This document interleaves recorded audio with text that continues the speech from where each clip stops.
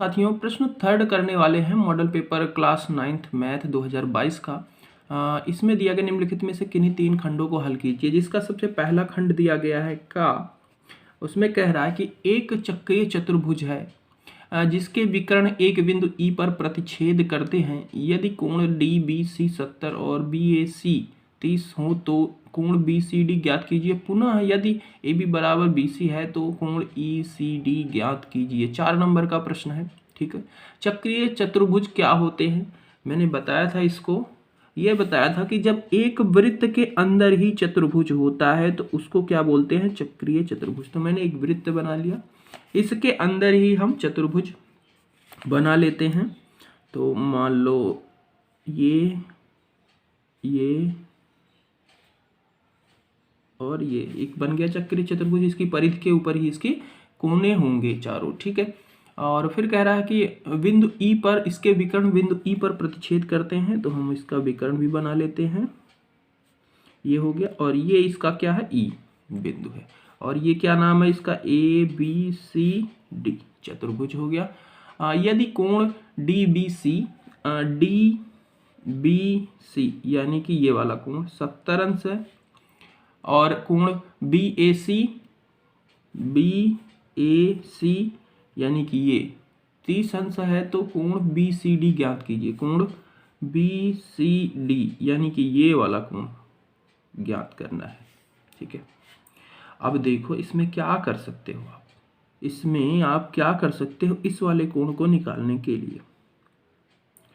तो अगर आप त्रिभुज ध्यान से देखना बी सी डी, इस त्रिभुज को देखो तो इसमें ये वाला कोण पता है आपको। ठीक है, ये वाला आपको निकालना है। अगर आपको ये वाला कोण पता चल जाए, ये वाला कोण पता चल जाए तो आप त्रिभुज का नियम लगा देंगे, क्योंकि त्रिभुज का तीनों कोणों का योग 180 होता है और 2 उसमें से पता हो जाएगा तो तीसरा आराम से निकाल लेंगे। हाँ, यही लगाते हैं। चलो, अब इस वाले कोण को कैसे निकालेंगे, तो यहाँ पे ध्यान से देखना, जीवा बी सी एक ही जीवा से आंतरित कोण, एक ही और आंतरित कोण बराबर होते हैं। तो ये हो गई आपकी जीवा, और इसी से ये और ये एक कोण बना है ये, और इसी से ये और ये कोण बना है, यानी कि ये दोनों कोण क्या होंगे, बराबर होंगे। तो यहाँ पे लिखेंगे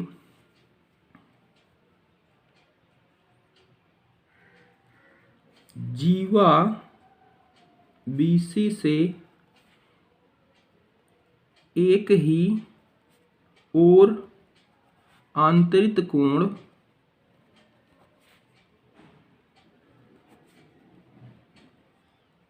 बराबर होते हैं।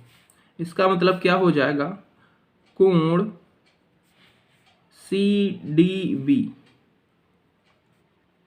बराबर इस वाले कोण बी ए सी यानी कि 30 हो जाएगा। ठीक है, अब त्रिभुज बी सी डी में, इस त्रिभुज में हम बात कर रहे हैं, इसके तीनों कोणों का योग क्या होगा, 180 होगा। कौन कौन से कोण, कोण सी डी बी प्लस कोण डी बी सी प्लस कोण बी सी डी बराबर 180। अब यहाँ पे इन पे मान रख दो। बी, ये वाला कोण 70 है, डी बी सी यहाँ पे 70 रख दो। बी सी डी ये तो निकालना ही है तो इसको वही रहने देते हैं। और ये वाला कोण ये 30 अंश ऊपर निकाला, भी 30 अंश रख देते हैं। ठीक है, और फिर इसको 180 के बराबर रखते हैं, और यहाँ से कोण बी सी डी बराबर हो जाएगा 180 में से ये 30 और 70 100, यानी कि इसमें से 100 माइनस करेंगे और हो जाएगा 80 अंश। कोण बी सी डी बराबर आ गया 80 अंश। और ये क्यों रखना, यहाँ पे लिखना चाहो तो लिख देना कि एक त्रिभुज के आंतरिक कोणों का योग 180 होता है, यहाँ पे लिख सकते हो। तो हमें जो इसने पूछा था पहला प्रश्न, ये वाला कोण हमारा निकल गया, और ये कितना आया, 80 अंश आया, और ये 30 पता चल चुका है। आगे पूछा है कोण यदि पुनः यदि ए बी बराबर बी सी, ए बी ये रही भुजा ए बी बराबर बी सी यानी कि ये वाली भुजा, यानी कि ये भुजा और ये भुजा बराबर हो तो कोण ECD ज्ञात कीजिए। ECD यानी कि इसका हाफ, जो ये 180 था, ये वाला सिर्फ कोण आपको निकालना है। तो ये वाला कोण कैसे पता चल जाएगा? समद्विबाहु त्रिभुज का नाम सुना है? हाँ जी सुना है। क्या होती हैं उनकी दो भुजाएं बराबर होती हैं, उनके आमने सामने के कोण भी बराबर होते हैं उन भुजाओं के। ये वाली त्रिभुज देखना BCA ये वाला त्रिभुज, इसकी ये भुजा इसके बराबर है, ठीक है। तो इसके आमने सामने का कोण भी बराबर, इस भुजा के सामने का कोण ये और इस भुजा के सामने का कोण ये बराबर होगा, और ये है 30, और तो ये भी कितना होगा? 30 ही होगा। और जब 30 इतना हो गया तो 80 में से 30 इधर चला गया तो इधर कितना बचा? 50 अंश, यानी कि ये क्या हो जाएगा? 50 अंश, ठीक है। तो यहां पे लिखेंगे क्योंकि त्रिभुज ABC एक समद्विबाहु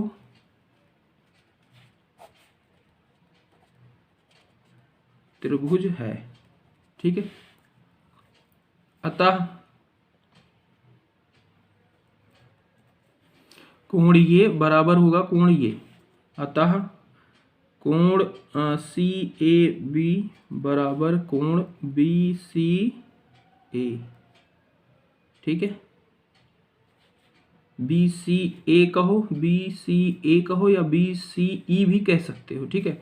इसके बराबर है और दोनों क्या है? 30-30 अंश है। और फिर इस कोण प्लस इस कोण कितना है? दोनों को मिला के कोण BCE प्लस कोण ECD बराबर है 80, और जिसमें से ये वाला कोण BCA या BCE दोनों एक ही बात है ना, वो क्या है? 30 अंश, और ये दोनों 30-30 हैं, तो BCE भी हो गया 30 अंश। और कोण हमें निकालना है, कोण हमें निकालना है ECD एक 80, 30 को उधर भेजेंगे माइनस हो जाएगा, तो कोण ECD बराबर हो जाएगा 80 माइनस 30 यानी कि 50 अंश। तो ये कोण आपका भी आ गया 50 अंश। इस तरीके से इसे करना है।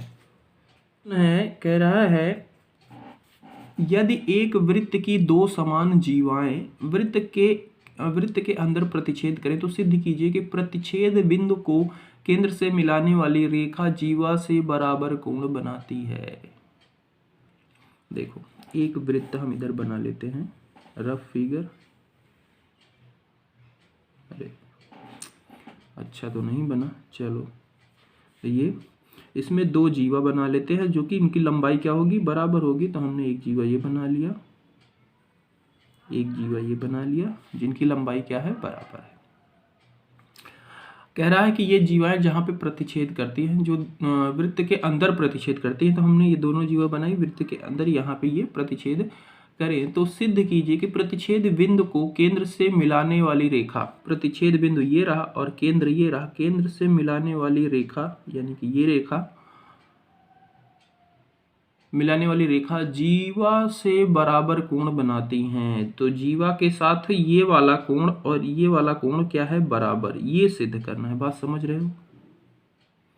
अब क्या कर सकते हैं हम? यहां से हमें पता है कि जब ये जीवाएं क्या होंगी? केंद्र से बराबर दूरी पे होंगी, और इस पे जब हम जीवा पे केंद्र से लंब डालते हैं ना, तो ये 90 अंश का बनता है। ये चीज यानी कि ये भी 90 होगा और यहाँ पे भी ये 90 होगा। थोड़ा डायग्राम अच्छे से नहीं बना, बट आप समझने की कोशिश करना। ये भी 90 होगा, ये भी 90 अंश होगा।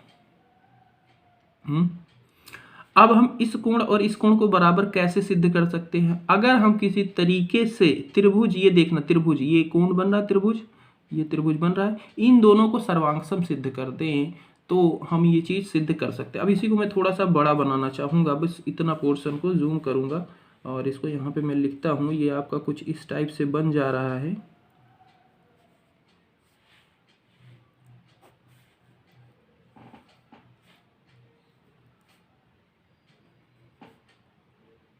ठीक है, जहाँ पे ये क्या है? 90-90 है, और ये वाला कोण हमें ये इसके बराबर सिद्ध करना है। ये वाला डायग्राम यहाँ पे और ये आपका से केंद्र है, ठीक है।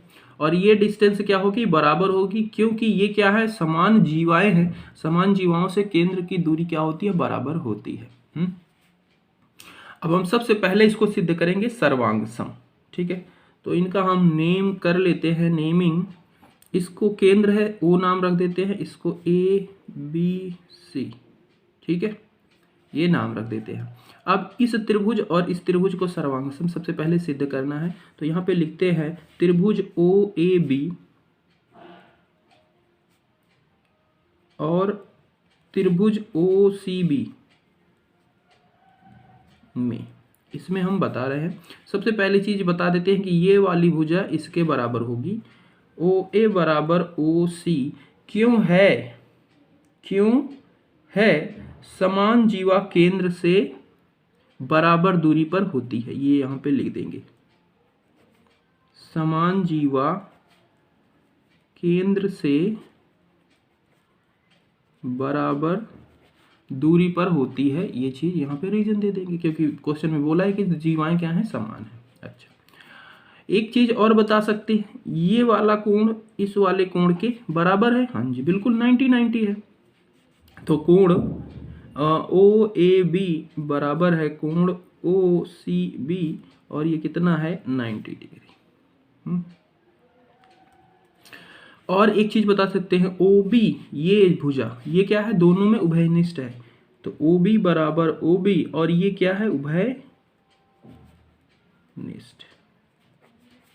ये उभयनिष्ठ है।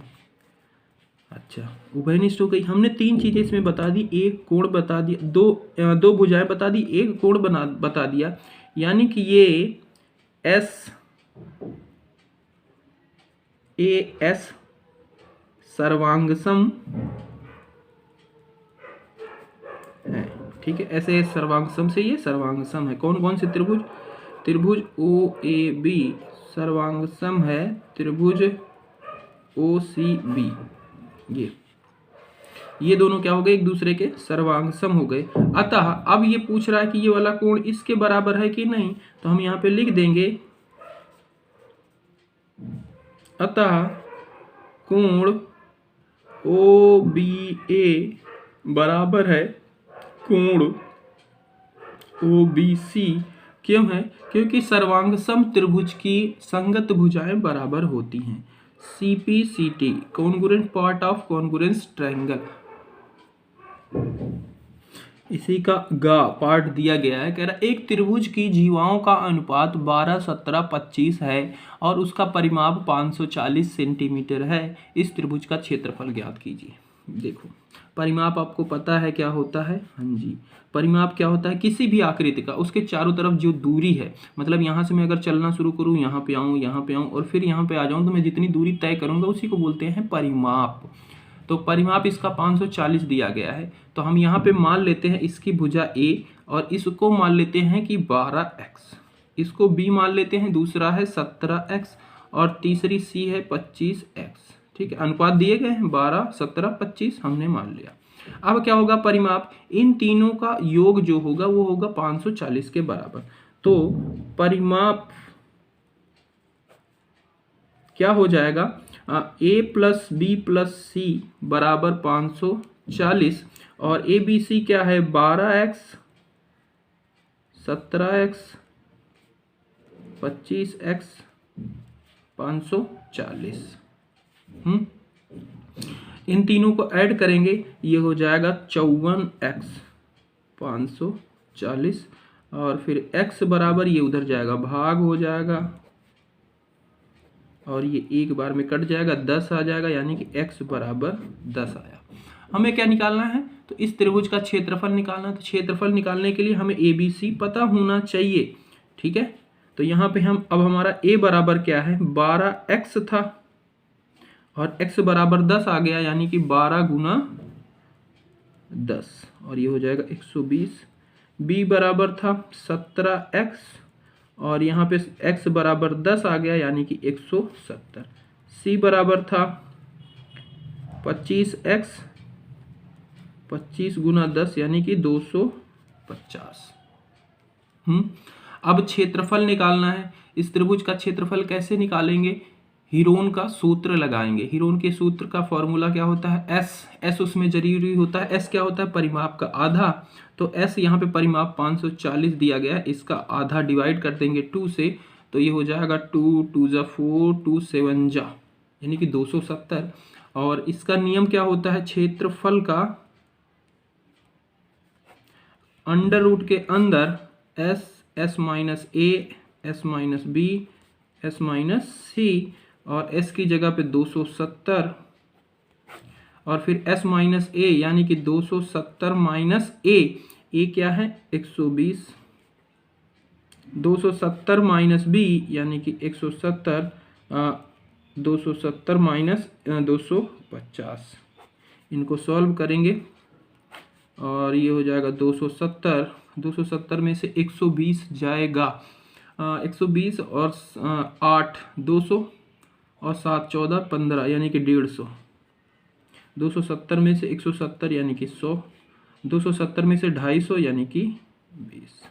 और फिर इन सबको सॉल्व करके अंडर रूट इसका सॉल्व करेंगे तो ये आ जाएगा 9000 सेंटीमीटर स्क्वायर।